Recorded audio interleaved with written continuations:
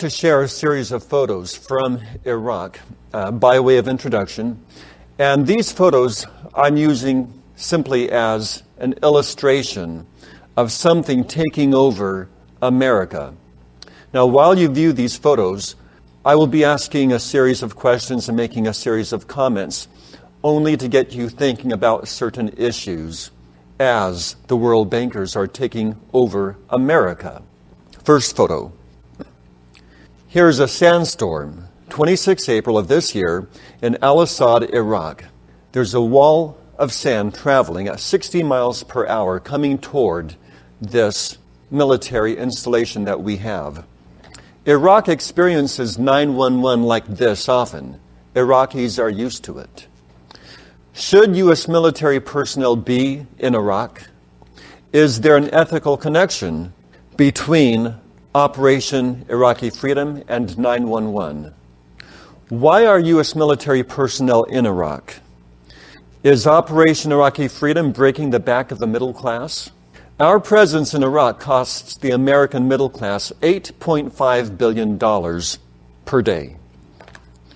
Why does the Federal Reserve Corporation want us in Iraq? What do they want? Who determines foreign policy? The Council on Foreign Relations? The Federal Reserve System? And who pays? Why? $1.2 trillion in U.S. gold was shipped abroad recently. It belonged to you. Congress bankrupted the U.S. Treasury in 1933 and gave all your gold to the Federal Reserve System. We're heading toward a global bank as soon as the Federal Reserve System owns your assets. The U.S. has been conquered. Americans don't realize it. God be with you. Now I'd like to present the sources that are used in the research for the presentation tonight. A landmark decision in the Daily Eagle. Gary Allen, None Dare Call It Conspiracy. Susan B. Anthony, interview with John E. Tremaine. The China Price, a special report. Peter Cook, What Banks Don't Want You to Know. Sheldon Emery, Billions for Bankers, Debts for the People. Fraser and Beeston, The Brotherhood and the Manipulation of Society. Global Diffusion of Plant Biotechnology. Edward Griffin, Understanding the Game from the Creature from Jekyll Island. Henry Mark Holzer, How Americans Lost Their Right to Own God and Became Criminals in the Process. The Federal Reserve Fraud from BibleBelievers.org. And again, Tremaine with Anthony's interview. Edwin J. Vieira, Return to Constitutional Money. And here's an overview of what I'm discussing tonight. First, we'll discuss a history of our economy. Then Federal Reserve Corporation.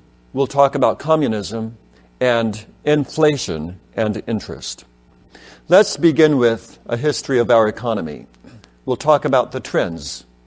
Sheldon Emery states that in 1901, the national debt was $1 billion.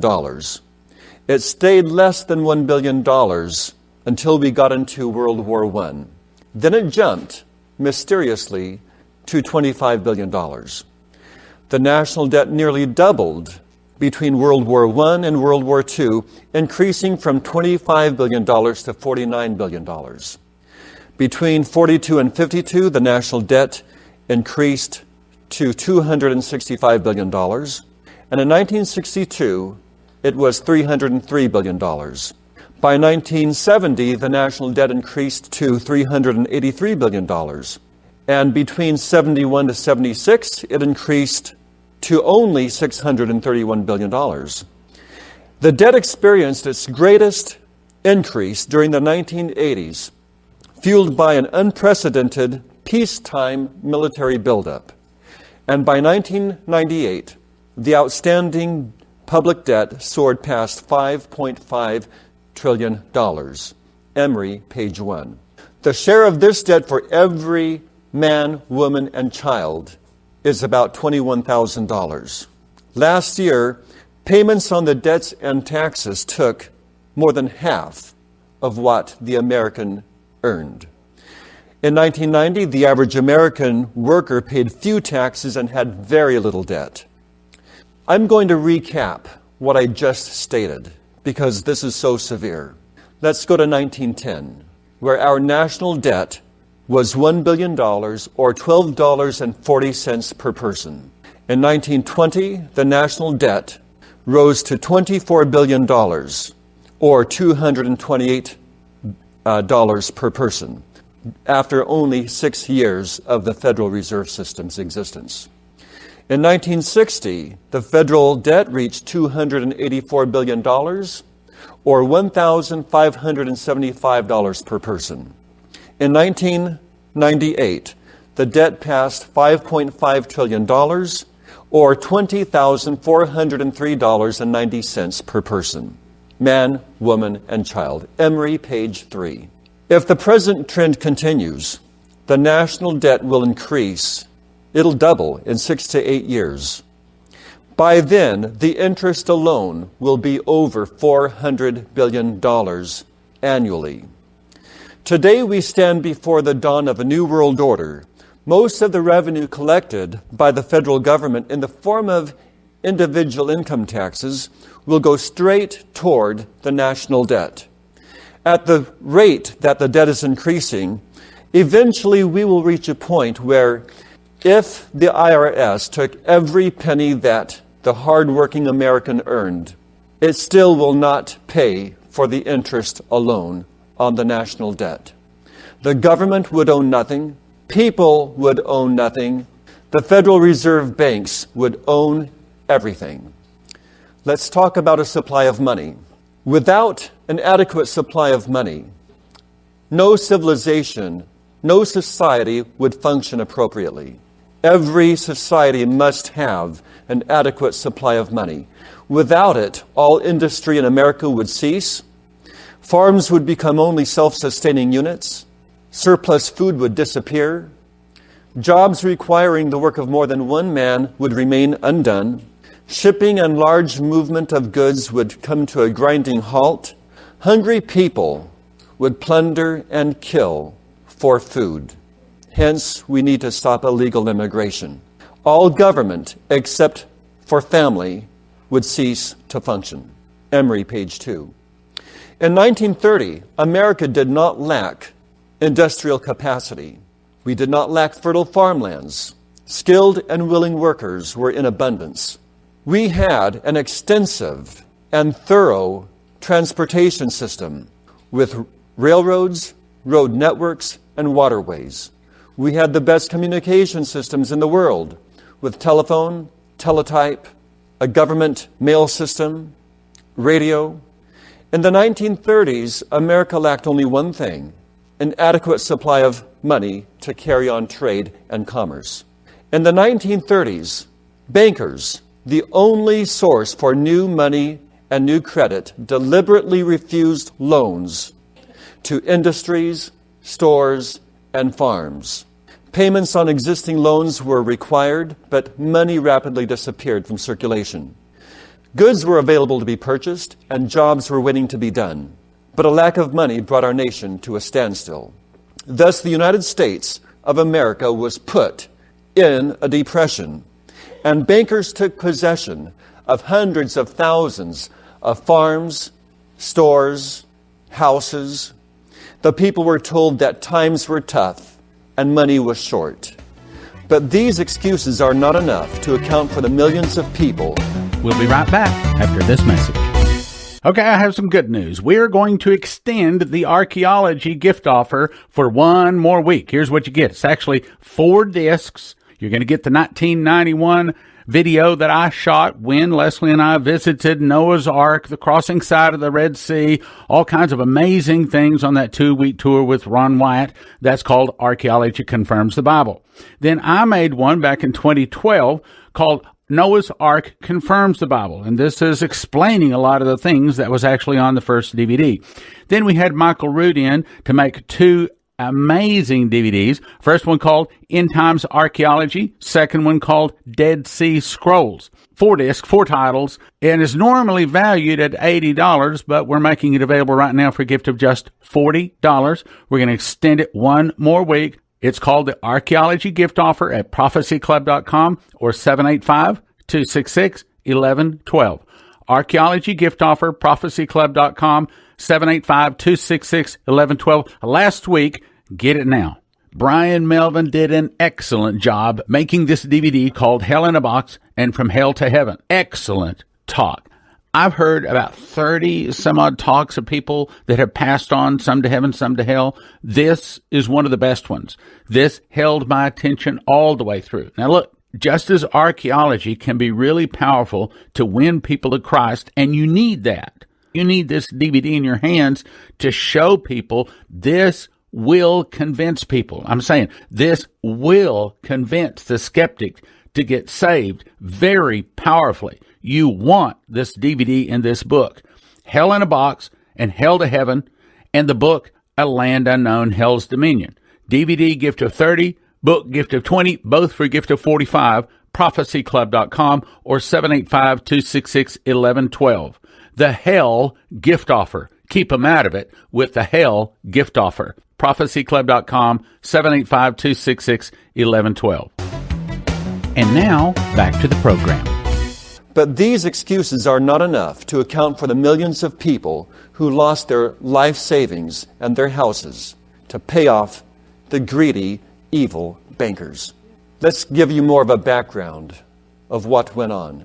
World War II ended the Depression.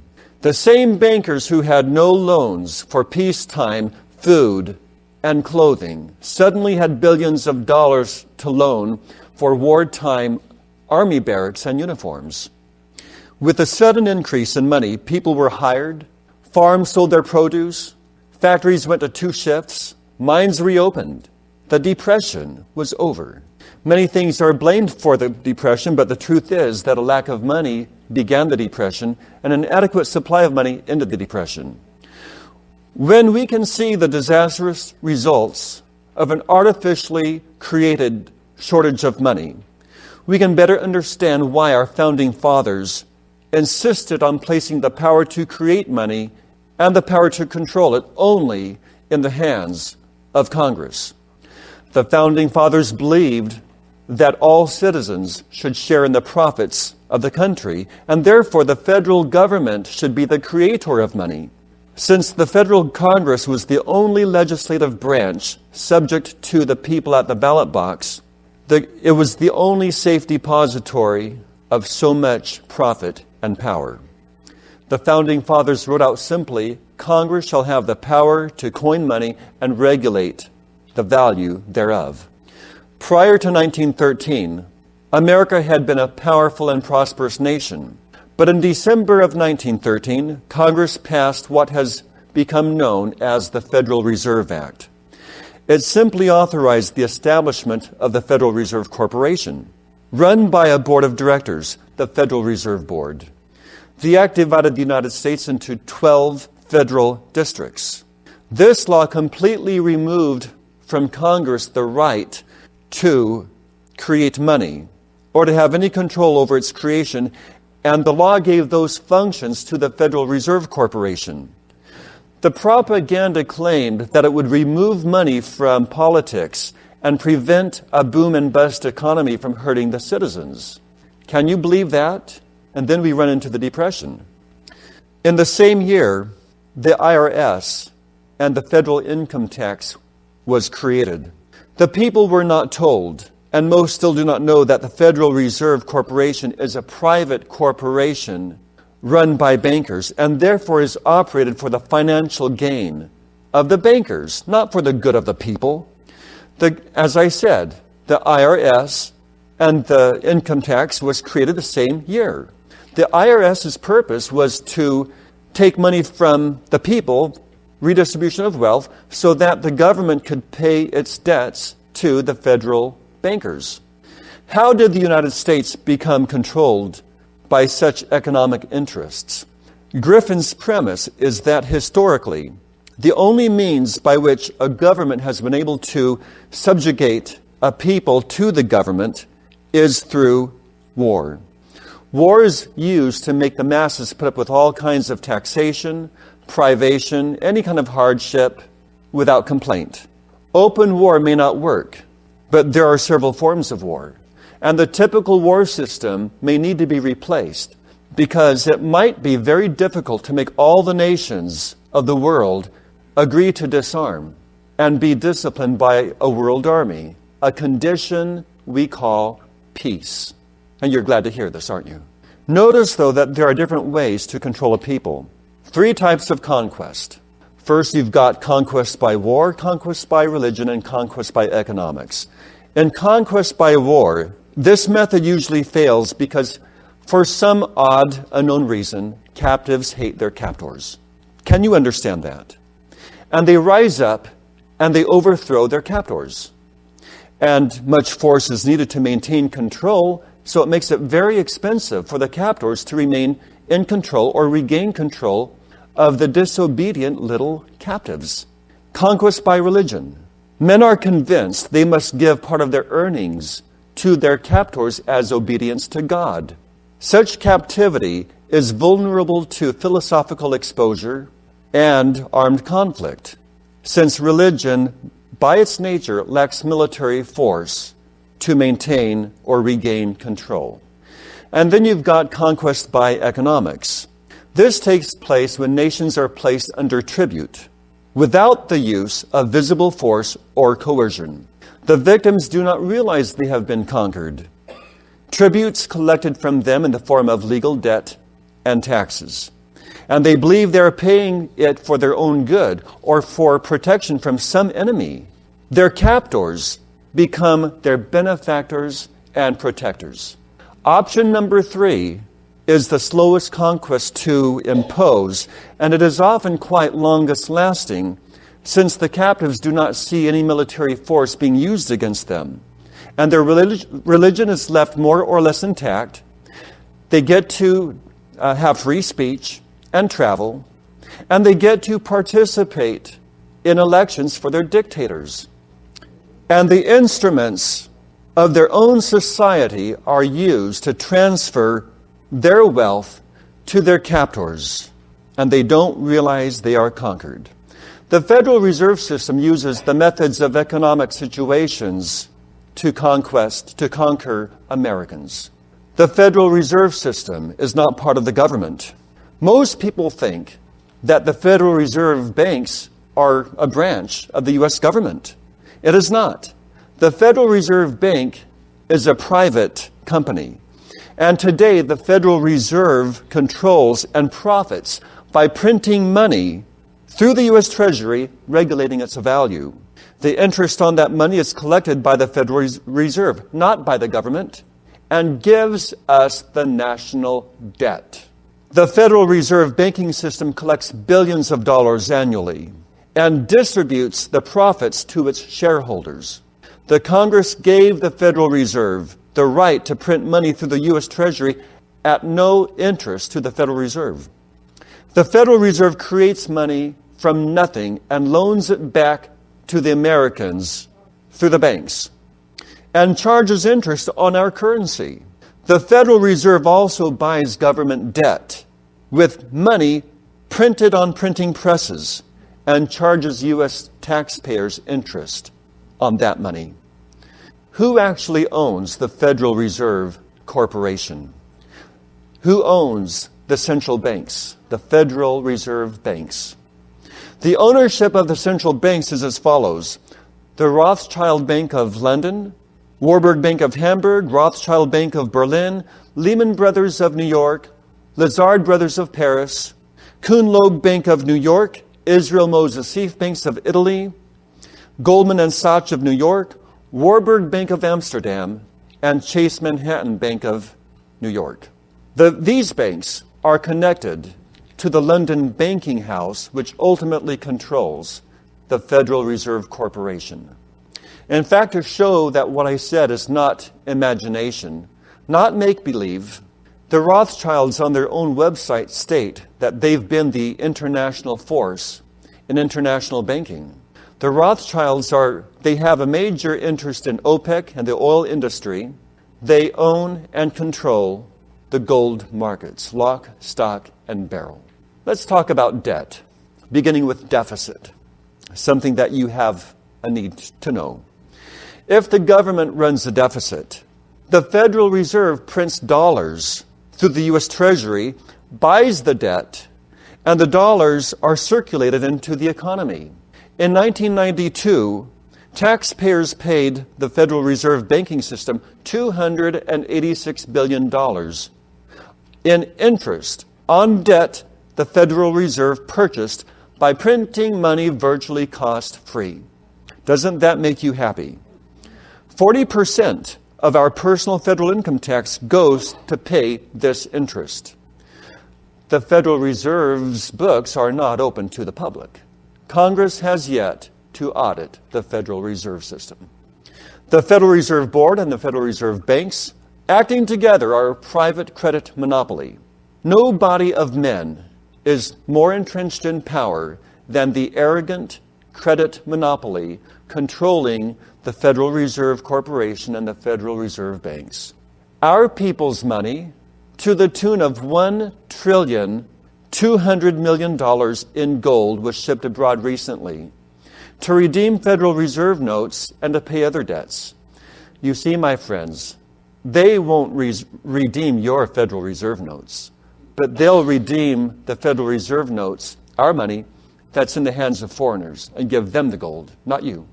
That's how much they love us. The greater part of our monetary stock has been shipped abroad to finance our competitors all around the world, their militaries, our enemies' militaries, technology, computer systems, everything, their infrastructures of their countries.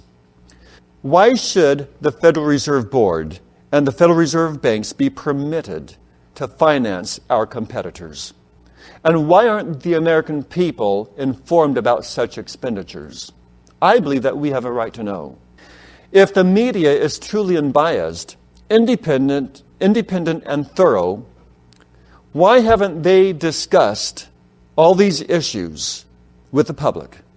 Currently, half the states have at least a grassroots effort to abolish the Federal Reserve System, but they get no media exposure. Do you know why?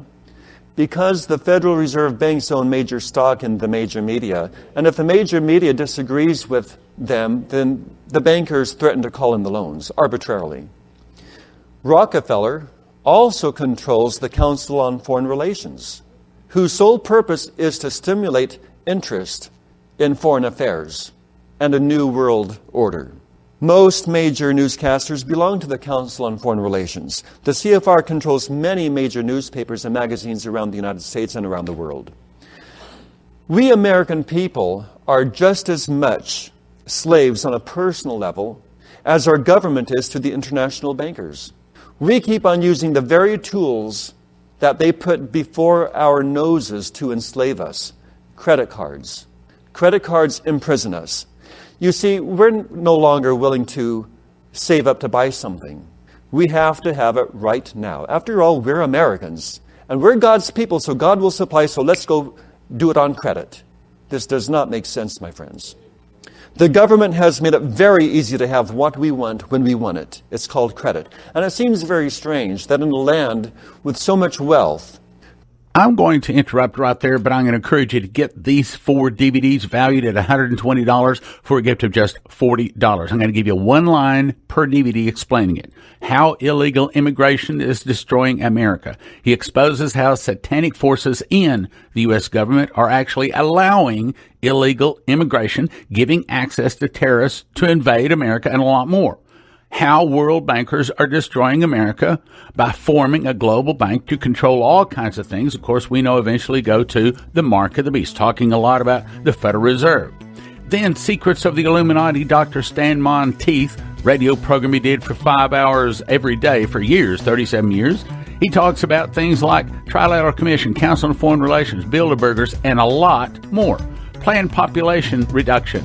What's wrong with things like DDT, created diseases, milk additives, processes, MTBE, Splenda, and that's just scratching the surface. 4 DVDs valued at $120 for a gift of $40 at prophecyclub.com or 785-266-1112. It's the immigration gift offer.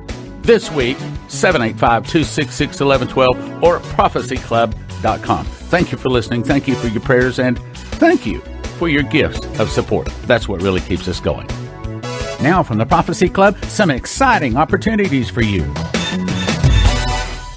Okay, I have some good news. We're going to extend the archaeology gift offer for one more week. Here's what you get. It's actually 4 discs. You're going to get the 1991 video that I shot when Leslie and I visited Noah's Ark, the crossing side of the Red Sea, all kinds of amazing things on that 2-week tour with Ron Wyatt. That's called Archaeology Confirms the Bible. Then I made one back in 2012 called Noah's Ark Confirms the Bible, and this is explaining a lot of the things that was actually on the first DVD. Then we had Michael Root in to make 2 amazing DVDs. First one called End Times Archaeology, second one called Dead Sea Scrolls. 4 discs, 4 titles, and is normally valued at $80, but we're making it available right now for a gift of just $40. We're going to extend it one more week. It's called the Archaeology Gift Offer at prophecyclub.com or 785-266-1112. Archaeology Gift Offer, prophecyclub.com, 785-266-1112. Last week, get it now.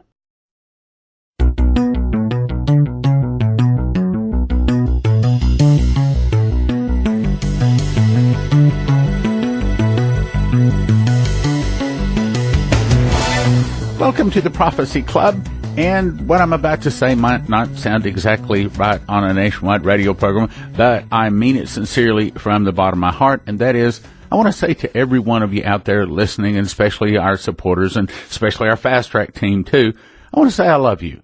And the reason I say that is because I think this past weekend, listening to Brian Melvin, I think hearing about heaven, hearing about hell, I think it drew me closer to the Lord. I think it painted an even closer picture in my mind of what our life together in heaven is going to look like and what kind of life we need to be living here on earth in order to be there, and to be there with the best blessing, which I guess is kind of a roundabout way saying I really recommend that you get that hell offer. That's what we're calling it, the hell offer at prophecyclub.com. But the point that I want to say is I want to say that I love you guys. Anyway, on to what we're talking about today. Here's the plan. I'm going to be playing a few broadcasts out of these 4 DVDs that I really think you need to get. First is How Illegal Immigration is Destroying America. True, sometimes older DVDs are not as relevant. However, these don't fall into that category. Matter of fact, they're probably more relevant today than they were when, for example, 3 of the 4 made back in 2005. First one is How Illegal Immigration is Destroying America. This is by Major James Lindsay, retired U.S. Army officer and chaplain. And in 2005, we weren't that concerned with illegal immigration and how it's destroying America, but boy, we are today, and he hits it. Now, next thing is this How World Bankers are Destroying America, and I have to say, from what I hear coming from Lindsay and the elite, this is extremely relevant and very important that he get it, because he helps you understand, literally, these international bankers are setting us all up. We are all in a funnel, and that funnel is getting smaller and smaller, and it's all heading toward world government, mark of the beast, and the Antichrist. That's where it's really going. Third one is Secrets of the Illuminati by Dr. Stan Monteith. This is talking about things like Rhodes Scholar, Jesuit, Lucius Trust, Masons, Skull and Bones, Rosicrucians, Trilateral Commission, Council on Foreign Relations, Bilderbergers, expert on it for years. Then planned population reduction. Can you believe that they are doing many things in our nation, especially around the world, to actually kill people? That's their goal. See if Satan can get them in the grave. Well, the sooner the better, especially if he can get them there before they accept Jesus. That's to his advantage. So he's talking about things like what's wrong with cell phones, diet drinks, soy products, mercury, preservatives, MTB, Splenda, and all sorts of things. All 4 DVDs, valued at $120, available today for a gift of just $40. It's the Immigration Gift Offer at prophecyclub.com. Now let's go on over and listen to the audio of the DVD, How World Bankers Are Destroying America. 2% of the population owns their own homes. 60% have 3 credit cards used to the max, and 1% own their automobiles with no debt. I at least fit into that category with an old beat-up Ford. Let's talk about money reform. Dr. Edwin J. Vieira, attorney at law, specializing in constitutional law. He's the director for the National Alliance for Constitutional Money, gave an address in Denver, Colorado, and he spoke to the National Coalition to Reform Money and Taxes. And he clarified that there is no necessary connection between tax reform and money reform. There might be all kinds of desirable political and policy connections, but no necessary connection. He talked about good tax, good money, bad money. There's no necessary connection. In other words, you can have a good money system, such as constitutional money, gold and silver, which is commodity money, and a bad tax system, or vice versa. You can have constitutional money and the federal income tax run essentially as a gross receipts tax. No necessary connection. So fixing a problem in one area won't necessarily fix a problem in the other area. You can have tax reform all you want, but if the money system is not corrected, we will still be enslaved to the satanic Illuminati world bankers. And Dr. Vieira asks, what is the major problem with money reform? It is ignorance, he says. Apathy and fear come into play because people are apathetic. They don't care to do anything. They think Jesus will come. They're going to get raptured first. I'm not going to debate the rapture here, but they just think they're going to get out of it. Let all other Christians around the world go through persecution, but by God, we're Americans, we ain't going through it. Now, when I start getting angry, I start talking Texan. So you just have to excuse that. I spent about 7 years in the wonderful nation of Texas and really enjoyed it. I just felt like the lid came off my horizon because the sky was so big. And I really liked it. But I got off my notes here. I'm rambling. See, when I start rambling, I just start talking about all kinds of wonderful things. Let's, for example, if you were to travel around the country and check into a hotel, here's an example of the ignorance that I am talking about. You go to the desk and you check in, and the clerk says, how are you going to pay for this? And if you said, well, do you accept Federal Reserve notes? She'll say, no, we accept money. Or Visa, MasterCard, American Express. And if you pull out a dollar bill and point to where it says Federal Reserve note, she'll be totally confused. Not because she's a blonde, but just because she's never heard of a Federal Reserve note before. I didn't mean to offend the blondes out there. Men come in all colors too. I grew up with blonde hair until I got into college, and it began to get dark. But thank God it's not too gray yet. But this illustrates the ignorance that's out there. They do not know what the thing is called that we call money. And a show on CNN a while back talked about economic reforms that had to occur in Eastern Europe and the former Soviet Union, and whether the U.S. should participate in reforms by providing funds. And when you talk about reform, it usually refers to the banking systems, the money system, the economic systems. And this expert from the government, if they represent the government, they are experts. You know that. And he said that absolutely not. We would no way provide for funds if the nations in question did not submit to a central bank to monitor the currency and the control of their currency, their money system. We seem to propose the same kinds of control that our Constitution prohibited in America. And this kind of statement and discussion shows that there's a lot of attention being paid to monetary reforms all over the world. It's easy to show and almost impossible to refute that $1 is a very specific silver coin containing 371¼ grains of fine silver. It's always been this way since the inception of the American Republic. The Constitution fixes the monetary unit of the United States as this dollar.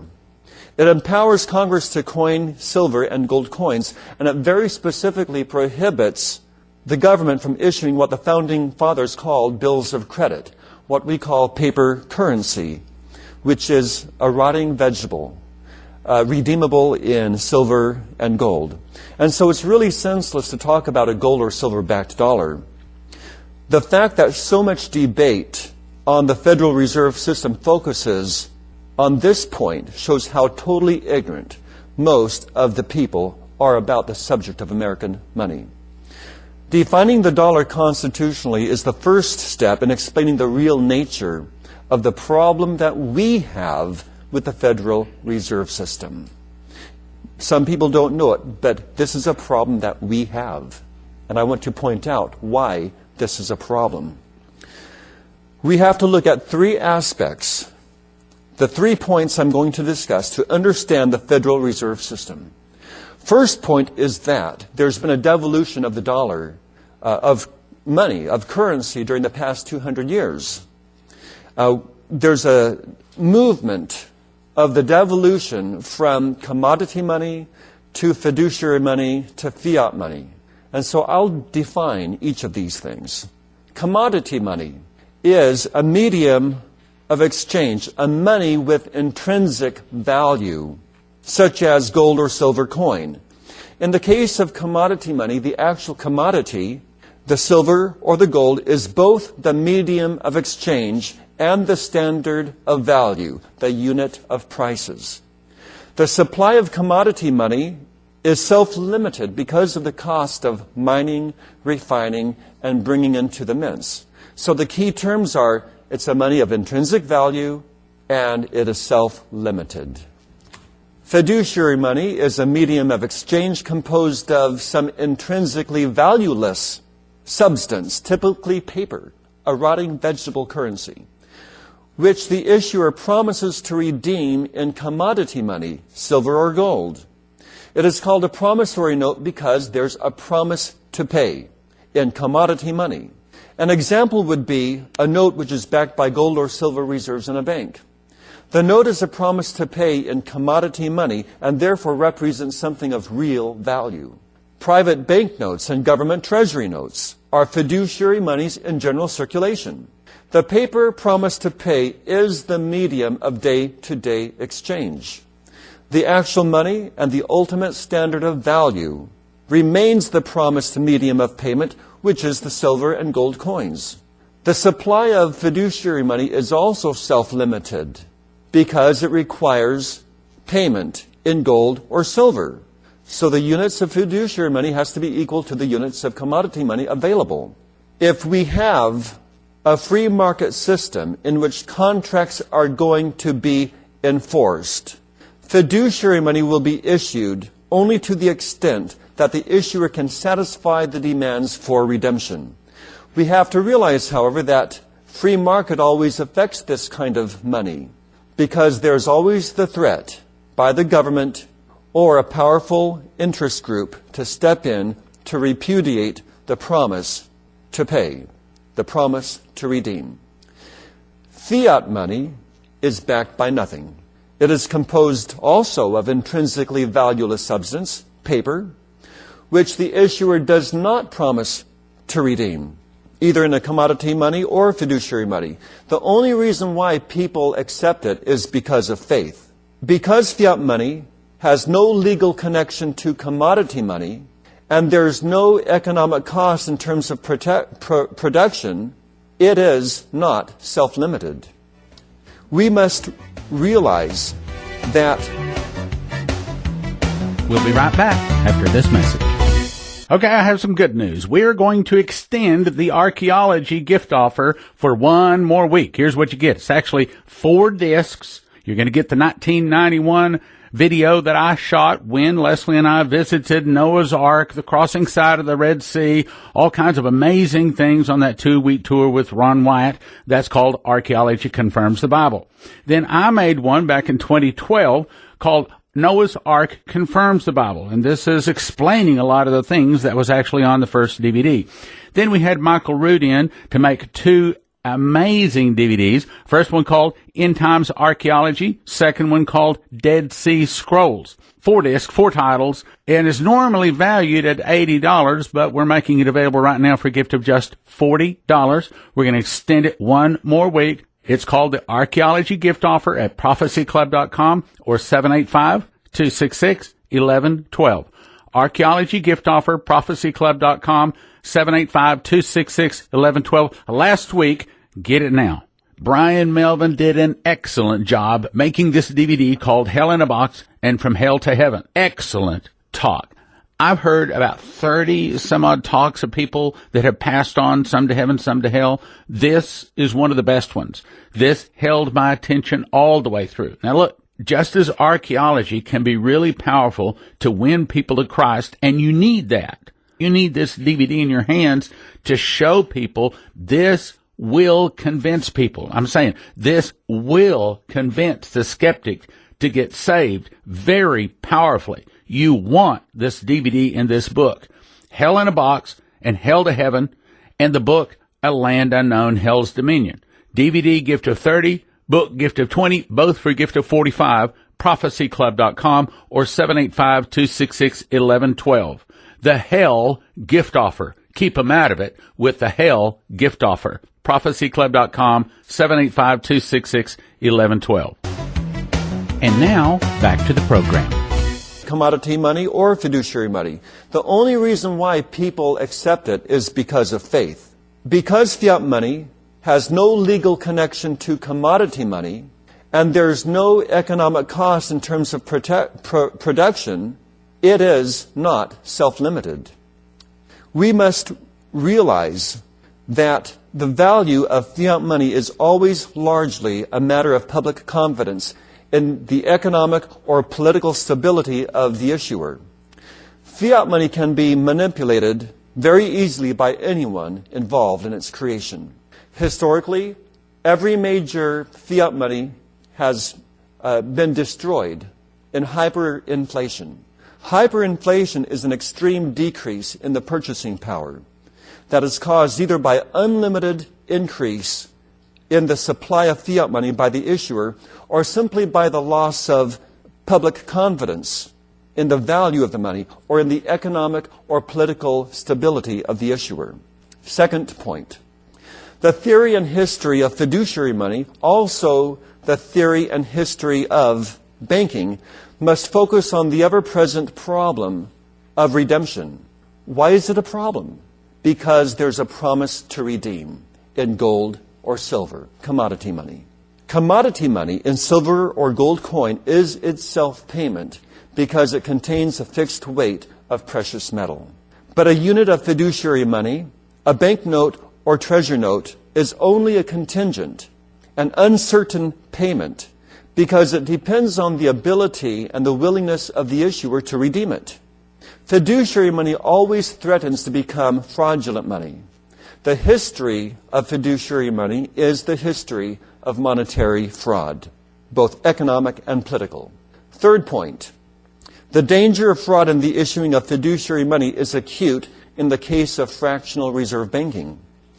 In fractional reserve banking, the bank is always issuing more units of fiduciary money than it has units of commodity money available for redemption. It counts on the assumption that not all Americans will come forward demanding redemption, all at one time. Modern fractional reserve banking is inherently fraudulent because it is simply impossible for the banks to simultaneously fulfill its promises.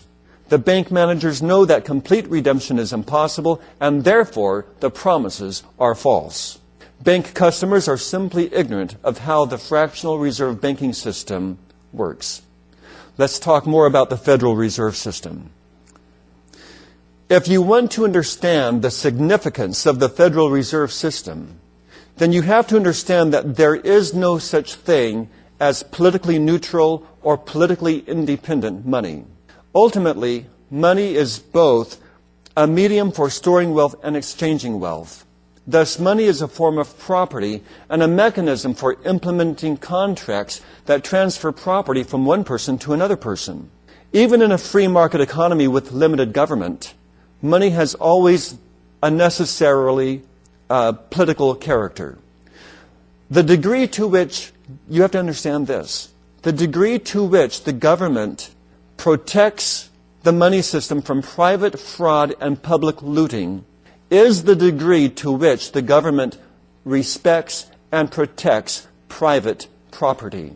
I question whether or not our government protects and respects private property here in America, especially with the insane, the asinine tax system here. We'll talk more about that. A free market economy will necessarily have one kind of money system. A mixed economy, another kind of money. A socialist economy, another kind of money, and so forth. But in every society, the money system always accurately reflects the political values of that nation or that society. Always. So the debate over whether the Federal Reserve System ought to be independent of Congress is completely misdirected. Originally, the Constitution made our money independent of all electoral politics by fixing the monetary unit as the dollar, by outlawing bills of credit, and by allowing only silver and gold for payment in personal contracts to operate as legal tender. Instead of making money politically independent or politically neutral, the Constitution actually settled on one political formula, a money of intrinsic value. The creation of the Federal Reserve System in 1913 did not make Federal Reserve notes politically independent or politically neutral. It merely changed the political character of the money system by empowering a small, non-elected, self-styled experts and private bankers to control the Federal Reserve notes and the supply thereof, the interest rates, and all other monetary and banking phenomena. The Federal Reserve System actually politicized money because it enabled politicians, administrators, and a few very specially selected special interest groups to exercise the very control over our money system that the Constitution originally disallowed. Although control of the monetary and banking system has serious political significance, apologists for the Federal Reserve System have been extremely successful in keeping the monetary and banking system issues from the agendas of both major political parties, political candidates, and anyone else in the political arena. As a result, there is no public political discussion on these issues anymore in our society. There is no serious political movement now to propose the immediate restoration of our constitutional money system. No serious political movement demands that all paper currency of private banks be true fiduciary monies. No serious political movement attacks fraudulent fractional reserve banking. No serious political movement denounces the incestuous relationship between the federal government and the federal banks through the Federal Reserve Corporation. It is vitally important politically that no serious political movement challenges the government's use of the monetary and banking systems to regulate the economy. And it is of vital political significance that the general public is simply unable to devise any kind of strategy in dealing with the satanic Federal Reserve Corporation as a supposed agency of the federal government. The Federal Reserve System, when it testifies before Congress, tells Congress what the policies will be, not the other way around. Congress does not control it. Nobody has a handle on this agency. Nobody. A group that could exercise all these matters without complaint by any significant portion of the public must be very powerful. How the apologists for the Federal Reserve System has managed to stifle public political debate on the Federal Reserve Corporation, the history books do not tell. What is clear is that the Federal Reserve was established to remove the Constitution as the controlling agency in national monetary policy and to guarantee that certain special interest groups were disproportionately represented in determining that policy. The result of these things is what we call a monopoly, the setting up of a monopoly. Let's talk about levels of the Federal Reserve System. First level, we could describe the Federal Reserve System as a tool for stabilizing the inherently fraudulent fractional reserve banking system. The purpose of the Federal Reserve System is not necessarily to do what the banks want, but to do what they need. For example, if we have a regime of commodity money, the way we were established under our republic, then the bankers employ the inherently fraudulent fractional reserve system. They expand the supply of fiduciary money, banknotes and their demand currencies beyond the supply of commodity money available. And this has two effects. Number one, It allows the banks to give out more loans because they printed up more money artificially, backed by nothing, and thereby increases their profits. And number two, it enables all the holders of this fiduciary money to be unknowing partners with the federal banks in all those excessive loans and spreading the risks of these loans throughout society. The supply of fiduciary money is limited by the possibility of bankruptcy. Lots of people coming forward and demanding redemption. If such a thing happened, the banks would go bankrupt. So what do? The bankers then would go out and support legislation that is designed to insulate the fractional reserve banking system from threats. You see, they are threatened. They are extremely timid and very insecure. They're afraid of us. So they've got to insulate it through legislation. Their political cronies do the work. And they would use propaganda to con the public into believing that the banks were sound through so-called deposit insurance schemes. And they say things like, the government will pay. If we fail, the government will pay. Well, my friends, I'm here to tell you that since the federal government does not own the Federal Reserve Corporation, it is the people who will pay. And yet they don't know it. Second level, bankers ask the government to authorize what used to be called suspension of specie payments. That means the bankers simply refuse to fulfill their promises to redeem the fiduciary notes with commodity money. And this refusal allows the bankers to stay in business even though they are bankrupt. Suspension of specie payments are a key indicator of the breakdown of the free market economy because they are a governmentally allowed repudiation of the promise to pay, a repudiation of contracts. Third level, to prevent bank runs then, the bankers lobby for government permission to repudiate their fiduciary monies totally. They want to convert fiduciary money into fiat money. There is no problem about bank runs then because there's nothing they have to redeem. Nothing. This action usually requires the government to force the circulation of fiat money. They can do so by several methods. For example, the government can, one, make that money tender in payment of taxes. People have to pay their taxes. And that will force the circulation. Two, declare that money legal tender for all debts.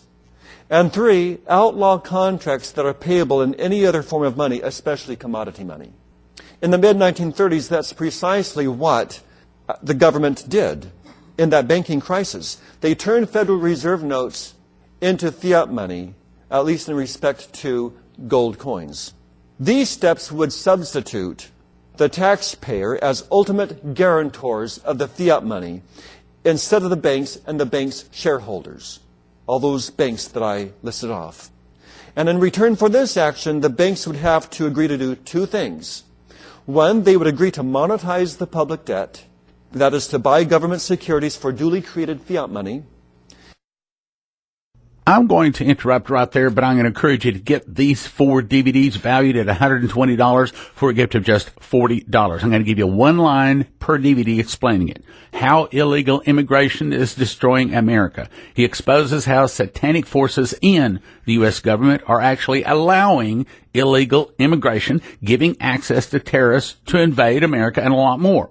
How world bankers are destroying America by forming a global bank to control all kinds of things. Of course, we know eventually go to the mark of the beast, talking a lot about the Federal Reserve. Then Secrets of the Illuminati, Dr. Stan Monteith, radio program he did for 5 hours every day for years, 37 years. He talks about things like Trilateral Commission, Council on Foreign Relations, Bilderbergers, and a lot more. Planned population reduction. What's wrong with things like DDT, created diseases, milk additives, processes, MTBE, Splenda, and that's just scratching the surface. 4 DVDs valued at $120 for a gift of $40 at prophecyclub.com or 785-266-1112. It's the immigration gift offer. This week, 785-266-1112 or prophecyclub.com. Thank you for listening. Thank you for your prayers, and thank you for your gifts of support. That's what really keeps us going. Now from the Prophecy Club, some exciting opportunities for you. Okay, I have some good news. We're going to extend the archaeology gift offer for one more week. Here's what you get. It's actually 4 discs. You're going to get the 1991 video that I shot when Leslie and I visited Noah's Ark, the crossing side of the Red Sea, all kinds of amazing things on that 2-week tour with Ron Wyatt. That's called Archaeology Confirms the Bible. Then I made one back in 2012 called Noah's Ark Confirms the Bible, and this is explaining a lot of the things that was actually on the first DVD.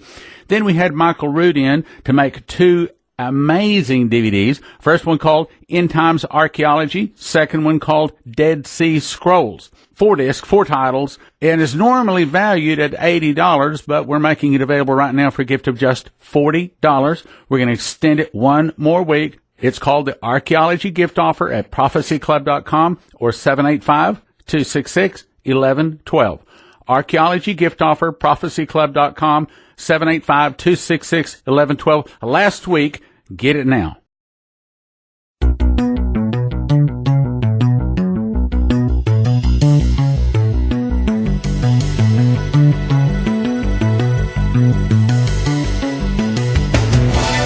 Welcome to the Prophecy Club, and what I'm about to say might not sound exactly right on a nationwide radio program, but I mean it sincerely from the bottom of my heart, and that is, I want to say to every one of you out there listening, and especially our supporters, and especially our Fast Track team too, I want to say I love you.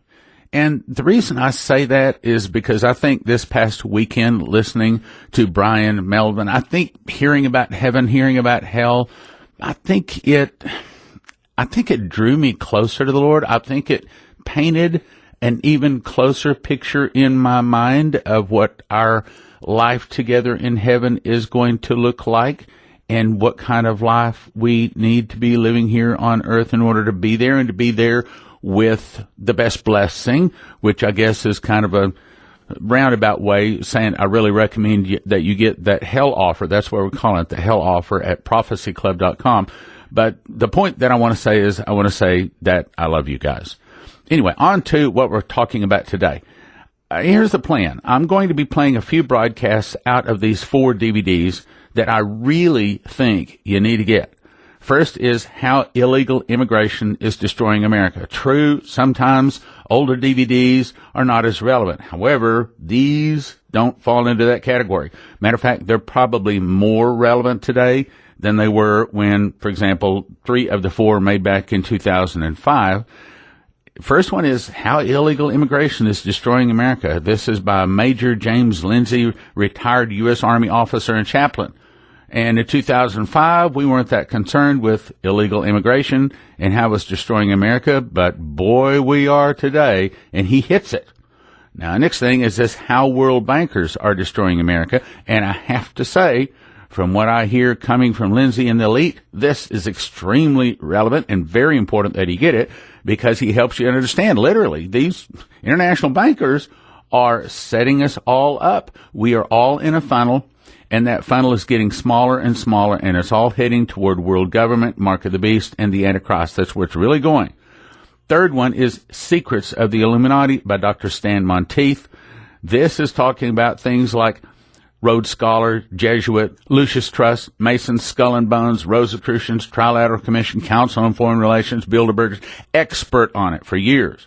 Then planned population reduction. Can you believe that they are doing many things in our nation, especially around the world, to actually kill people? That's their goal. See if Satan can get them in the grave. Well, the sooner the better, especially if he can get them there before they accept Jesus. That's to his advantage. So he's talking about things like what's wrong with cell phones, diet drinks, soy products, mercury preservatives, MTB, Splenda, and all sorts of things. All 4 DVDs, valued at $120, available today for a gift of just $40. It's the Immigration Gift Offer at prophecyclub.com. Now let's go on over and listen to the audio of the DVD, How World Bankers Are Destroying America. The government did. In that banking crisis, they turned Federal Reserve notes into fiat money, at least in respect to gold coins.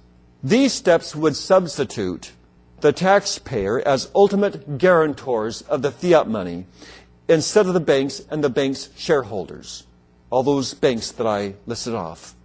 And in return for this action, the banks would have to agree to do 2 things. One, they would agree to monetize the public debt, that is to buy government securities for duly created fiat money, enabling the government to use fiat money as an instrument of taxation. And two, they would agree to cooperate in some type of cartel or self-regulatory scheme to control the expansion of the supply of this fiat money within limits that maintain public confidence. In other words, the government and the banks agree to divide the amount that can be looted from the general public by manipulation of the money supply. They would agree to do so that the system would not collapse and public would not see that they are the ones paying the bills. Let's talk more about the fractional reserve banking system. Those agreements explain the fractional reserve banking scheme. It's a conspiracy between the Federal Reserve banks and political officials, public officials that you vote for, to take money from the American people. The Federal Reserve is simply a very elaborate and complicated device that's been set up to accomplish these ends in a very highly deceptive way. The Federal Reserve System was begun in response to the collapse of fractional banking at the local level by the bankers and the political cronies who are now doing this at the national level to regulate it all. Actual real fiat money came into existence in this country in 1968. We had a repudiation of the promise to pay in gold in 1933, and we had the repudiation to pay in silver in 1967 and 1968. And so it was not until 1968, June, that we really had a true fiat currency for the first time in the Federal Reserve note. Since then, we have seen a geometrically accelerating breakdown in the monetary and banking systems in America. So what? What are the results? Today we suffer under a regime of fiat currency and unlimited fractional reserve banking. The Federal Reserve plays a vital but simple role. The public confidence in the monetary banking system weakens because of the effect of the overexpansion of the fiat money. Fiat money follows the same path: expansion, expansion, expansion. And the wonderful Federal Reserve Corporation steps in to restore confidence. Isn't that nice? By what they call fighting inflation. They're going to fight for you. But they never fight inflation so drastically that they precipitate a genuine economic collapse or endanger the interests of the banking cartel, its satellite industries, or the political cronies. There is a problem. Any system of fractional reserve banking suffers from inherent instability that only increases over time. You see, my friends, it's a pyramid scheme. They don't want Americans involved in pyramid schemes because we might make money. But by God, they're going to do it. And you don't know it. Consequently, we can expect that the remaining lifetime of the Federal Reserve confidence game is relatively short-lived. The Federal Reserve System is not simply a control mechanism for the national banking cartel. It is one of the most important mechanisms in a pervasive system of economic regulations that's ever existed in the history of the United States, or that the world has even seen. And this explains the political independence of the Federal Reserve System. If an administrative state is to regulate the economy with relative autonomy from the electoral public and most special interest groups, then the monetary agency must claim political independence. The political independence of the Federal Reserve System is precisely what one would expect it to claim when it's part of an anti-democratic mechanism for economic and political control. The fact that no constitutional branch of the national government, not the Congress, not the judiciary, not the president, ever disputes the Federal Reserve System's supposed independence shows the truth of the claim. Let's talk about communism, the results of monetary fraud. Contemporary political money and the banking system that generates it has 5 major consequences. Number 1, political money is the prime means by which the government operates a system of hidden taxation through the increases in the supply of money, the inflation mechanism. Inflation of the money supply is a hidden form of taxation. And one of the ways in which the government can redistribute real wealth from citizens to the state is by changing the amount of money in circulation. Number two, by operating a system of hidden taxation, modern political money allows the ruling elite of the country to redistribute the nation's wealth from one group to another. The American Institute for Economic Research, Great Barrington, Massachusetts, they put out a paper every year describing the amount of money that's been redistributed since World War II. And the last one shows and documents that $6 trillion has been redistributed since World War II from the people to the ruling elite. A tremendous loss of wealth since World War II due to the Federal Reserve Corporation, a private company.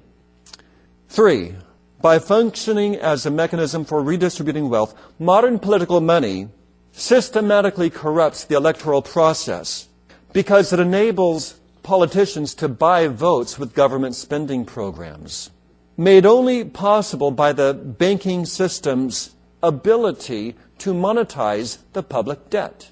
By tying the banks to the public debt, modern political money licenses the banks to loot the public treasury, first by guaranteeing the Federal Reserve notes as obligations of the United States, calling them legal tender, and second, by providing bailouts to the bankers through FSLIC, RTC, FDIC, or whatever, when the inherent fraudulent fractional reserve banking scheme collapses. We can see it happening, hundreds of millions of dollars for the recent savings and loan bailout. How much for the coming commercial banks bailout? Insurance companies, pension funds. It all eventually will have to be bailed out. And 5, modern political money and banking function as a key mechanism in the scheme of economic planning that misdirects and wastes resources and thereby deliberately is designed to lower the standard of living of most Americans. We see communism collapsing in Eastern Europe, the former Soviet Union, other parts of the world, but we have still got it here. How to take action? What can we do about it? A reform of the Federal Reserve by institutional changes or by the possibility of going to a supranational banking cartel or world banking system, a new world order banking system is ahead.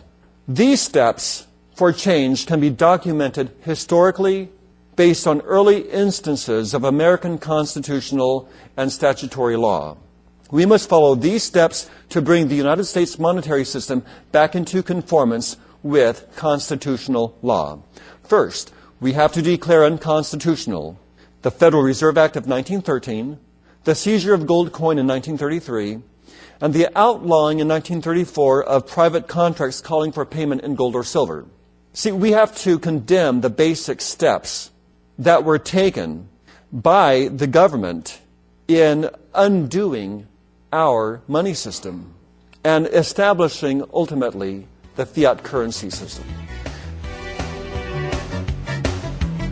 We'll be right back after this message.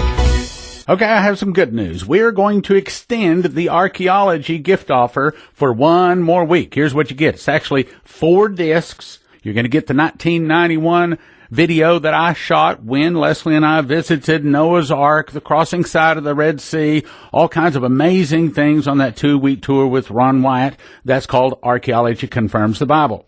Then I made one back in 2012 called Noah's Ark Confirms the Bible, and this is explaining a lot of the things that was actually on the first DVD. Then we had Michael Root in to make 2 amazing DVDs. First one called End Times Archaeology. Second one called Dead Sea Scrolls. 4 discs, 4 titles, and is normally valued at $80, but we're making it available right now for a gift of just $40. We're going to extend it one more week. It's called the Archaeology Gift Offer at prophecyclub.com or 785-266-1112. Archaeology Gift Offer, prophecyclub.com, 785-266-1112. Last week, get it now. Brian Melvin did an excellent job making this DVD called Hell in a Box and From Hell to Heaven. Excellent talk. I've heard about 30 some odd talks of people that have passed on, some to heaven, some to hell. This is one of the best ones. This held my attention all the way through. Now look, just as archaeology can be really powerful to win people to Christ, and you need that. You need this DVD in your hands to show people this will convince people. I'm saying this will convince the skeptic to get saved very powerfully. You want this DVD and this book, Hell in a Box and Hell to Heaven, and the book, A Land Unknown, Hell's Dominion. DVD gift of 30, book gift of 20, both for a gift of 45, prophecyclub.com or 785-266-1112. The Hell gift offer. Keep them out of it with the Hell gift offer. prophecyclub.com, 785-266-1112. And now, back to the program. See, we have to condemn the basic steps that were taken by the government in undoing our money system and establishing, ultimately, the fiat currency system. Second, we have to disestablish the Federal Reserve System and privatize the few politically legitimate and economically useful functions that it has, such as a national clearinghouse, for example, whose functions would be legitimate and useful for private banks. Third, we have to definitely terminate the status of Federal Reserve notes as obligations of the United States and as legal tender for all debts.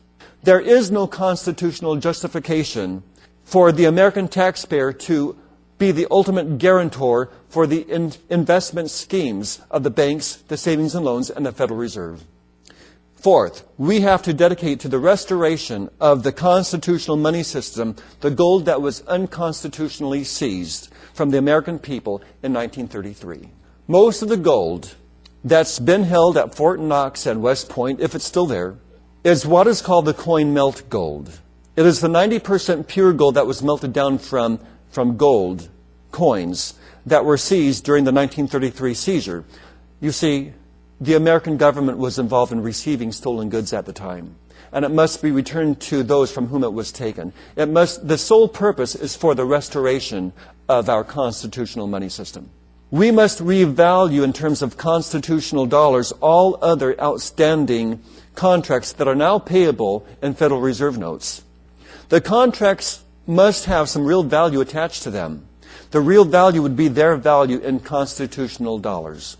We must begin the free coinage of gold and silver coins, not the limited coinage done now, the American Eagle coins, for example, but coining as much gold and silver as the American people will allow to be brought into the mints. We have to adopt all the silver and gold in the world as money of the United States. What Congress did by monetizing all the gold and silver in the world instantly. Those people who talk about there not being enough gold in circulation don't know what they're talking about. It's not in circulation, and it's not treated as money because of ignorance. People will bring it out of the coffers all over the world once we start calling gold and silver money. And we must regulate the value of all those coins and prohibit the practice of fractional reserve banking schemes. This is not a visionary program. It will be very difficult politically to put this into effect, but it is not visionary because this has happened twice in American history before. It happened at the end of the War of Independence when we had the same kind of rotting vegetable currency, continental currency, the same bills of credit. There was no gold or silver in circulation at the time. The economy was prostrate. All of these steps were taken, and there was an economic recovery. Second, it happened in the South following the Civil War. The Confederate currency was destroyed. The country was in economic trouble, and we were under military occupation when these steps were taken. And they were taken in the North as well, the entire country. The currency was turned back to redeemable fiduciary currency, and there was an economic recovery. It can be done again. The only question is, do the American people have the gumption to make it happen? Not, when will the politicians make it happen? I am afraid that the politicians are bought, and that the vast majority are puppets of world bankers. The world bankers being on the Federal Reserve Corporation Board of Directors. This is not an American corporation, as you've seen when I listed off the member banks. We have to make it happen. And I believe in the American people. I believe that if enough Americans are informed about these issues that I'm discussing tonight, then there will be a big enough grassroots movement that will demand media attention. Let's talk about politicians' lies. You didn't know they lied, did you? You believed in them 100% because American blood runs through their veins and they say they're Christians. So we believe in them automatically. We believe they are Jesus Christ's emissaries and they are here to do nothing but good, right? Let's talk about Congress and our money. In an interview regarding income tax and government fraud with Susan B. Anthony, John E. Tremaine stated, in 1933, we now know that our government was bankrupted, and whatever gold was in the U.S. Treasury was handed over to the Federal Reserve Corporation, which is not a federal government agency. Roosevelt declared a national emergency, and the banks closed for 3 days. Let's talk about liens. Congress can extract only so much money out of our economy. If private owners become bankrupt, then the bankers will come to own all the private assets throughout America. By encouraging Congress to spend money it does not have, the government forces Congress to turn around and put liens on American labor and American private property. That's why they spend money they do not have. They do not spend money because they care about programs for you. The programs aren't for you anyway. They are simply tools to bankrupt the middle class. If you want to see the future of America, look at Mexico. They did the same dastardly thing to Mexico as they're doing to the United States now. Brussels, Belgium is the center of the hub of the banking syndicate, and that hub is, of course, loaning large sums of money to governments all over the world and to the Congress of the United States. It's like this. The more collateral I have, the more I can borrow from banks and the more I can secure. Governments are securing their international debt by putting liens on the persons and property of their citizens. Think of it very simply like this. A person goes to the department store and says to the clerk, I want that refrigerator, deliver it to me tomorrow, and send Willie Brown the bill. Next day, Willie Brown gets the bill and says, what's this? I didn't order this. Well, you see, the person who ordered the refrigerator is the federal government. The department store is the Federal Reserve Corporation, and the American people is Willie Brown. We don't order these goods, and they're not used for our purpose, but we pay the tab. The fraud is that Congress bankrupted the U.S. Treasury and turned all their gold over to the Federal Reserve banks, which are not federal agencies. The Federal Reserve is a municipal corporation created by an act of Congress, but it is still a corporation. And all that gold is now in their hands. Let's talk about manipulation. We have a manipulated economy. The Federal Reserve manipulates the economy to cause inflation by controlling the money supply and interest rates. Inflation puts a tremendous pressure on the middle class to turn all their assets over to the banks to finance food, clothing, electricity, water, the basics of life. You see, in the eyes of the Federal Reserve Corporation, the bankers and their political cronies, the American people are groundhogs paying ground rent for subsistence. The Federal Reserve is a very demonic organization, and it is no wonder that land has gotten to be so expensive. It is no wonder that labor has gotten to be so expensive, while they transfer a great deal of wealth out of the hands of the middle class and into the hands of the ruling elite. It is systematically designed to do that. It is not happening by coincidence. The report of the Peter Grace Commission documented in writing with proof that the individual income tax revenues that are collected and extracted by the IRS are not going to pay for government services. They're going to pay for interest on the national debt, and they're going to pay for transfer payments to the people on the receiving end of Social Security payments. Money's being taken out of the economy and transferred elsewhere, either into Social Security beneficiaries or into the private stockholders of the Federal Reserve Corporation. How much interest are the American people paying on $5 to $6 trillion which the national debt is approaching. They admit that it's approaching $6 trillion, but it's more likely to be around $18 trillion. And this is besides the $26 trillion that Americans owe on credit cards, car loans, mortgages, and those kind of things.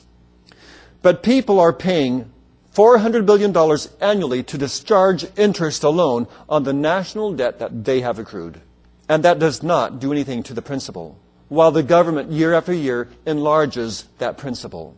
Congress was responsible for passing the Federal Reserve Act in the first place, and their allowing it to remain on the books will bankrupt the assets of all the private Americans. We have to do something about it. What can we do? When Anthony asked Tremaine what the ordinary citizen who is fed up with his money being squandered can do, Tremaine answered this way. First, we have to take steps to eliminate the ignorance because the law is in place. The law is there to defend our rights. The purpose of the Constitution is above all to protect individual rights. If the American people want to fight this thing, we can do it. First, by understanding the law, and then pointing out to people in government that they are violating the law by forcefully extracting what is a voluntary system of taxation. Congress is chained to the Constitution, and they are chained to Thomas Jefferson's words. And he said that they cannot forcefully extract what is a voluntary system of taxation. They cannot go out and forcibly extract our voluntary participation in their third-party debt scheme and do so lawfully. How does it work? Well, Tremaine said the Congress can always turn to the Federal Reserve System to bail out their deficit. If the deficit happens to skyrocket because Americans didn't send in enough taxes, Congress can always turn to the Federal Reserve System, as they've been doing all along, to borrow more money into circulation. And they turn around and they try to extract that much more in interest from the American taxpayer. It does not put the American government in economic distress. It puts the American people in economic distress. The system has a built-in safety valve. Congress can turn around and borrow more Federal Reserve notes by creating bonds. Well, how does that work? Congress takes in X amount of dollars every year through income taxes, excise taxes, and corporate taxes. But there's always a shortfall because they like to spend $300 billion a year or $400 billion a year, whether we like it or not. They simply like to do it because they have greedy guts. So there's always a shortfall. It's more than what they take in. So they get printing presses. They put ink on paper. They call them bonds. And they float those bonds on the market. And they hope that Americans will buy them up. Some Americans have enough money to buy bonds issued by the Treasury. I'm going to interrupt right there, but I'm going to encourage you to get these 4 DVDs valued at $120 for a gift of just $40. I'm going to give you one line per DVD explaining it. How illegal immigration is destroying America. He exposes how satanic forces in the U.S. government are actually allowing illegal immigration, giving access to terrorists to invade America, and a lot more. How world bankers are destroying America by forming a global bank to control all kinds of things. Of course, we know eventually go to the mark of the beast, talking a lot about the Federal Reserve. Then Secrets of the Illuminati, Dr. Stan Monteith, radio program he did for 5 hours every day for years, 37 years. He talks about things like Trilateral Commission, Council on Foreign Relations, Bilderbergers, and a lot more. Planned population reduction. What's wrong with things like DDT, created diseases, milk additives, processes, MTBE, Splenda, and that's just scratching the surface. 4 DVDs valued at $120 for a gift of $40 at prophecyclub.com or 785-266-1112. It's the immigration gift offer. This week, 785-266-1112 or prophecyclub.com. Thank you for listening. Thank you for your prayers, and thank you for your gifts of support. That's what really keeps us going.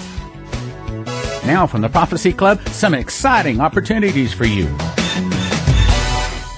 Okay, I have some good news. We're going to extend the archaeology gift offer for one more week. Here's what you get. It's actually 4 discs. You're going to get the 1991 video that I shot when Leslie and I visited Noah's Ark, the crossing side of the Red Sea, all kinds of amazing things on that 2-week tour with Ron Wyatt. That's called Archaeology Confirms the Bible. Then I made one back in 2012 called Noah's Ark Confirms the Bible, and this is explaining a lot of the things that was actually on the first DVD. Then we had Michael Root in to make 2 amazing DVDs. First one called End Times Archaeology, second one called Dead Sea Scrolls. 4 discs, 4 titles, and is normally valued at $80, but we're making it available right now for a gift of just $40. We're going to extend it 1 more week. It's called the Archaeology Gift Offer at prophecyclub.com or 785-266-1112. Archaeology Gift Offer, prophecyclub.com, 785-266-1112. Last week, get it now. Those who do sit on a piece of paper which is supposed to pay so much interest. But there's not enough slack money in the economy for all private, wage-earning, hard-working Americans to buy up all these bonds every year. So what does Congress do? They march across the street to the Federal Reserve Corporation, and they say, Federal Reserve, we have extra bonds. Will you buy these bonds from us? And the Federal Reserve agrees to do so. But the Federal Reserve also stipulates the amount of interest that they will charge. Congress has to take the deal because there's nobody else on the face of the planet with this kind of money. The Federal Reserve is sitting on the largest concentration of money on the planet that's ever been accumulated. So it doesn't mind billing Congress over and over again. The Federal Reserve is doing this to every country on the planet. Congress takes the deal because it has to balance the budget. So the bonds go into the vaults of the Federal Reserve. The Bureau of Printing and Engraving then prints out the equivalent number of Federal Reserve notes because they bought the bonds. The Federal Reserve notes are not the property of the U.S. Treasury. They are the property of the Federal Reserve System. But Congress injects these notes into the economy by using them to pay the salaries for congressmen, senators, the president, janitors, GIs, military officers, anyone on their payroll, and now the money is put into the economy. Let's talk about globalization. That's where we're headed with all this. Let's talk about inflation.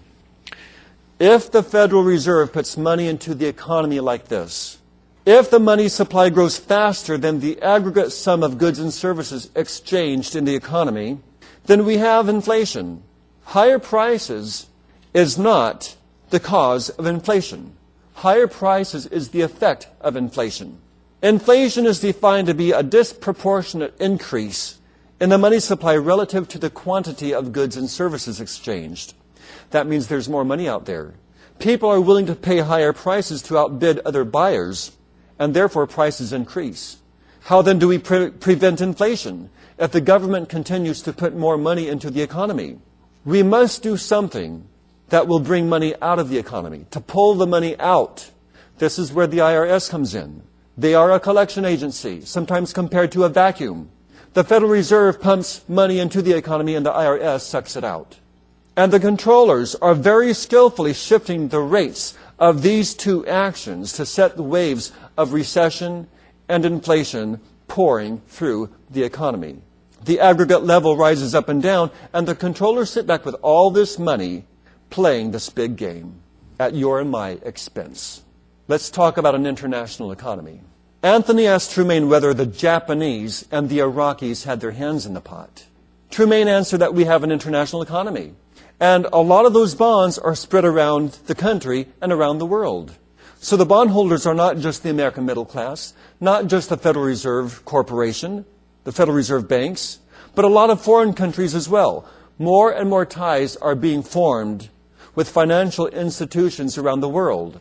Such ties lead to an opening for a world bank. Our new would-be world rulers, global banking, are trying to change our whole racial order, our whole social order, our whole political order, and our whole religious order. But they will not change the debt, money, economic systems with which they use to rule us. The book of Proverbs warns us that the borrower is a servant to the lender. Proverbs 22:7. American people are forced to borrow. Since the U.S. Congress has not issued continental or constitutional money since 1863, in order for the people to have money to carry on trade and commerce, they are forced to borrow the created credit of the monopoly bankers and pay them high rates of interest. That's one form of income and wealth for the bankers. The bankers have another method for drawing large sums of wealth. The bankers who control the money at the top are able to approve or disapprove of large loans to large and successful corporations. Refusal of a loan may bring about the reduction of a corporation's stock, the selling price of the stock. After the price is depressed, the banker's agents will buy large blocks of the company's stock. Then if the banker later decides to approve a multi-million-dollar loan to the company, the stock prices rise and they are sold for a profit.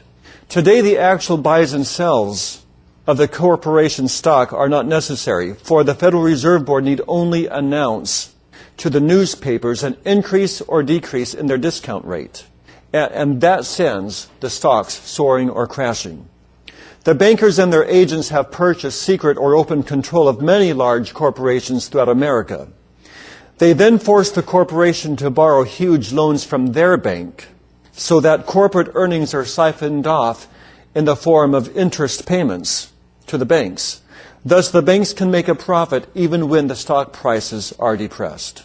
Under this system, where new debt always exceeds new money, no matter how much or how little is borrowed, the total debt increasingly outstrips the money supply, the amount of money available to pay the debt. The people can never get out of debt. Let's talk about the tyranny of compound interest. When a person goes to a banker to borrow $100,000 to purchase a home or property, the bank clerk has the person agree to pay back the loan plus interest. If the interest rate is 8.25% for 30 years, I know it's high, but it's an unsecured loan and it'll serve as an illustration. The borrower must agree to pay $751.27 per month for a total of $270,456.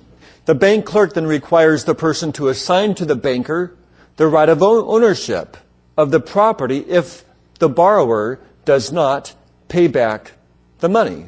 The bank clerk gives the borrower a check for $100,000 or a deposit slip crediting the borrower's account with the money. The borrower then writes checks to the builders, the workers, the escrow company, which then writes checks to pay company bills. So $100,000 of new checkbook money is added to the money in circulation. However, the flaw now shows up. The money to pay back the loan is not created. And so the borrower has to take out of circulation $270,456 or $170,456 more than what he borrowed. Every new loan puts the same process in operation. Each borrower adds a small sum to the total money supply when he borrows. But the payment on the loan then deducts a much larger sum from the total money supply. And since this has happened millions of times during the past few years, you can see why the United States has gone from a very prosperous nation to a very debt-ridden nation, where practically every home, every farm, every industry is paying interest to the bankers. There's therefore no way that all debtors can pay off the lenders. I'd like to read to you a passage from Proverbs chapter 1, beginning with verse 10 through verse 19. This talks about communism, which is the title we give what I talked about, the redistribution of wealth. It says here, "My son, if sinners entice thee, consent thou not. If they say, come with us, let us lay wait for blood. Let us lurk privily for the innocent without cause. Let us swallow them up alive as the grave, and whole as those that go down into the pit. We shall find all precious substance." We'll be right back after this message. Okay, I have some good news. We're going to extend the archaeology gift offer for one more week. Here's what you get. It's actually 4 discs. You're going to get the 1991 video that I shot when Leslie and I visited Noah's Ark, the crossing side of the Red Sea, all kinds of amazing things on that 2-week tour with Ron Wyatt. That's called Archaeology Confirms the Bible. Then I made one back in 2012 called Noah's Ark Confirms the Bible, and this is explaining a lot of the things that was actually on the first DVD. Then we had Michael Root in to make 2 amazing DVDs. First one called End Times Archaeology, second one called Dead Sea Scrolls. 4 discs, 4 titles, and is normally valued at $80, but we're making it available right now for a gift of just $40. We're going to extend it one more week. It's called the Archaeology Gift Offer at prophecyclub.com or 785-266-1112. Archaeology Gift Offer, prophecyclub.com, 785-266-1112. Last week, get it now. Brian Melvin did an excellent job making this DVD called Hell in a Box and From Hell to Heaven. Excellent talk.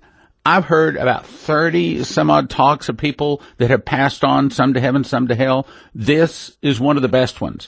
This held my attention all the way through. Now look, just as archaeology can be really powerful to win people to Christ, and you need that. You need this DVD in your hands to show people this will convince people. I'm saying this will convince the skeptic to get saved very powerfully. You want this DVD and this book, Hell in a Box and Hell to Heaven, and the book, A Land Unknown, Hell's Dominion. DVD gift of 30, book gift of 20, both for a gift of 45, prophecyclub.com or 785-266-1112. The Hell Gift Offer. Keep them out of it with the Hell Gift Offer. prophecyclub.com, 785-266-1112. And now, back to the program. We shall find all precious substance. We shall fill our houses with spoil. Cast in thy lot among us. Let us all have one purse. My son, walk not thou in the way with them. Refrain thy foot from their path. For their feet run to evil, and make haste to shed blood. Surely in vain the net is spread in the sight of any bird, and they lay in wait for their own blood. They lurk privily for their own lives. So are the ways of everyone that is greedy of gain, which taketh away the life of the owners thereof. My friends, this is communism, and the Bible refutes it. That means it's been around for thousands of years. So what we have here with the Federal Reserve Corporation is nothing new. Redistribution of wealth, one purse, while people are losing their own blood for the greedy gain of the communists, who so infiltrate our economic system, our banking and our monetary system. In the millions of transactions made each year, just like what I've discussed with the borrowing, the usury, the communism, very little actual currency will change hands. About 95% of all cash transactions are done in the form of check. Realize that banks must hold on-site in cash only 10% of all their deposits at any given time. And that means 90% of all deposits, though they actually are held by the bank, are not present in the form of actual currency. Consequently, the banker is relatively safe to create that so-called loan by writing the check or deposit slip, not against actual money, but against your promise to pay it back. The cost of the banker is paper and ink and a few dollars of overhead for each transaction made. Let's talk about national economics. The same principles apply to national economies as well as to individual economies. For example, when a nation gets into trouble, along comes the International Monetary Fund and the World Bank to loan more money so that the nation in question can make the repayments, the interest on the repayments. The different national economies are like the ships in the sea. They're all sinking. But some ships are kinder than others, and they try to help out some of the other ships bail out their water as they run into icebergs and face tidal waves that the national bankers, the world bankers, send their ways. But they're all sinking. And this prolongs the inevitable while one tries to help the other. We have to get out from under the world bankers' control. Let's talk about truth and correction. You see, there is a correct method for providing currency for each citizen. No private banks would exist to rob the people if we followed the original constitutional system. Government banks, under the control of the people's representatives, not Satan's representatives, but the people's representatives, would issue and control all money and credit. They would issue actual currency as well as limited credit at no interest for the purchase of capital goods such as homes. This means that a $100,000 home or loan for a home would only require a $100,000 repayment. All workers on the home would get paid just as they do now. But the greedy, communistic world bankers in the Federal Reserve Corporation would not take in a mere extra $170,456. Under the present system, the extra burden of interest forces workers and businesses to demand more money for all the work and goods to pay their own ever-increasing debts and taxes. This increase in prices and wages is inflation. Bankers, politicians, and economists blame it on everything except for the real cause, the interest levied on money and debt by bankers. Emory, page 8. Inflation benefits the moneylenders since it wipes out the savings of one generation who would like to finance their next generation. But the next generation has to borrow all over again now from the greedy world bankers, the Federal Reserve banks. And it's systematically designed to do this, to break the American middle class. I mentioned before about Mexico's history. I shared with you how in the early 1900s, Mexico was the wealthiest nation on the planet. But these same greedy communistic world bankers busted Mexico's wonderful middle class. They had a thriving, beautiful middle class. But look at Mexico now. When you think of Mexico, you think of dirt, the poverty, the joblessness, the crime, all the diseases and sicknesses they have, and they don't have the money they need for medical attention. And you find a tremendous persecution on the born-again Christians, even by people who call themselves religious. But it's a worldly religion that pervades Mexico. It's called humanism. And some American politicians even wrote the Humanistic Manifesto. If you want to see the future of America, look at Mexico. And yet they're trying to import that poverty to us over here. I served with the Minutemen Project in April. I was down there. I was en route from Texas, where I was on television being interviewed, and on the way back to San Diego, I went down there, and I offered a field worship service. I kept patrol from 10 p.m. to 6 in the morning. And what the Minutemen Project did, what we did was to report the illegal immigrants as they came over. And to show you the kind spirit that America has, Christian America, we even offered to feed the aliens that we caught. Well, we didn't really catch them, we reported them, but we offered food. But the liberal, disgusting, atheistic, communistic ACLU was ready to accuse the Minutemen of poisoning aliens, so we could not even feed them. That's how much the liberals just love those aliens. Don't even want them to be fed. Such hypocrisy.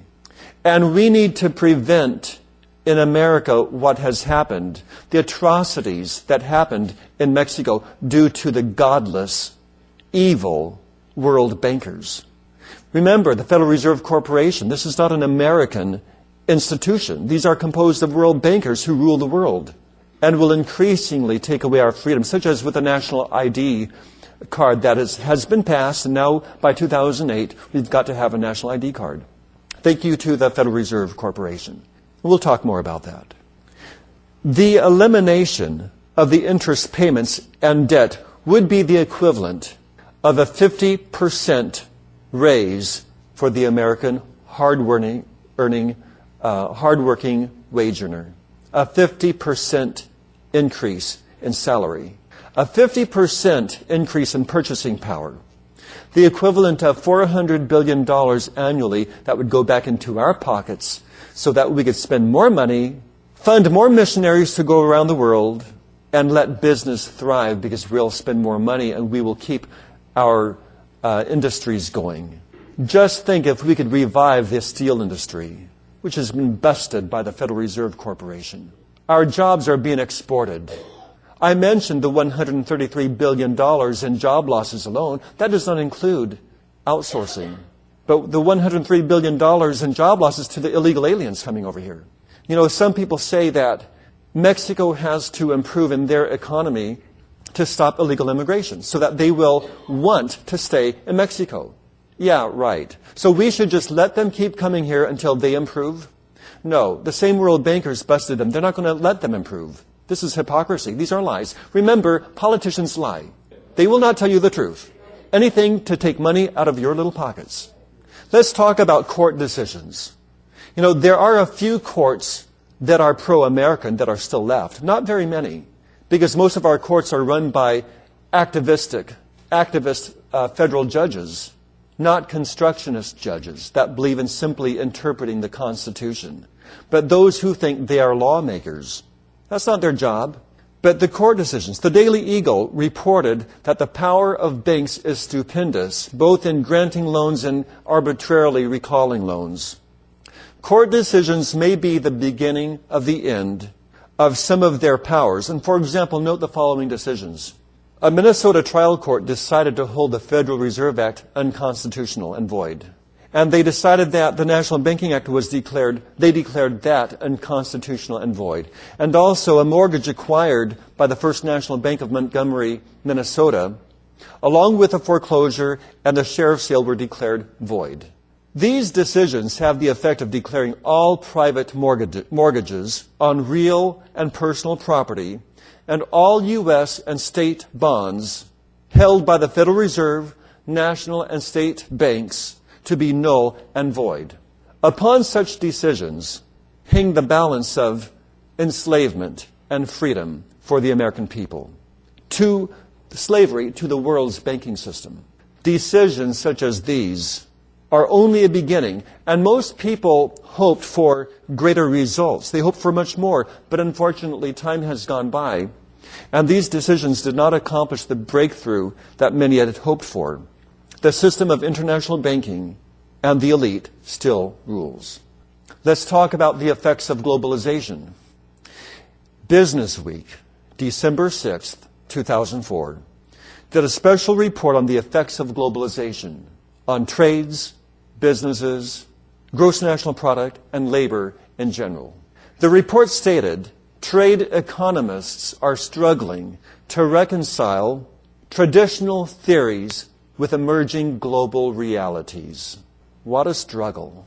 In the section of the report titled, End of the Big Bank Bonanza, we hear that banks are facing hurdles in their quest to boost earnings because the hot credit card and mortgage refi business are cooling as interest rates rise and regulatory costs are rising because of new laws.